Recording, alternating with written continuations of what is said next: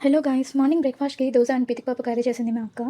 అయితే రెండు దోసలే తిన్నాను. నేను చాలా లిమిటెడ్‌గా తింటాను. న్యూ ఇయర్ మాత్రమే కాకుండా మా ఇంట్లో ఇంకొక స్పెషల్ అకేషన్ ఉంటుంది. అదేంటి అంటే మా అక్క బర్త్‌డే.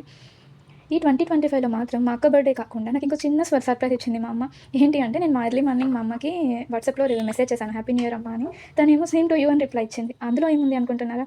తనకు మామూలుగా మనం వీడియోస్, ఫోటోస్ షేర్ చేస్తే చూసుకోవడము, కాల్స్ మాట్లాడడం ఇలాంటివి వచ్చు కానీ మెసేజెస్‌కి రిప్లై ఇవ్వడం ఇలా ఇలాంటివి ఎన్ని సార్లు అనిపించినా మర్చిపోతూనే ఉంటుంది. అలాంటిది ఫస్ట్ టైమ్ మా అమ్మ మెసేజ్ చేసేసరికి చాలా హ్యాపీ అనిపించింది.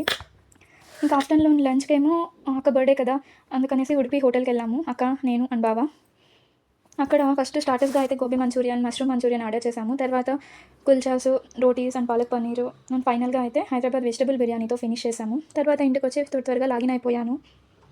నా కర్మకాలి మా టీమ్‌కి స్కెలిటన్ స్టాఫ్‌గా నన్ను వర్క్ చేయమన్నారు. ఓకే, పర్లేదులే. ఇంతకీ మీరు హ్యాపీ న్యూ ఇయర్ ఎలా ఎంజాయ్ చేశారు? అండ్ ఎంతమంది ఆఫీస్ వర్క్ లాగిన్ అయ్యారు?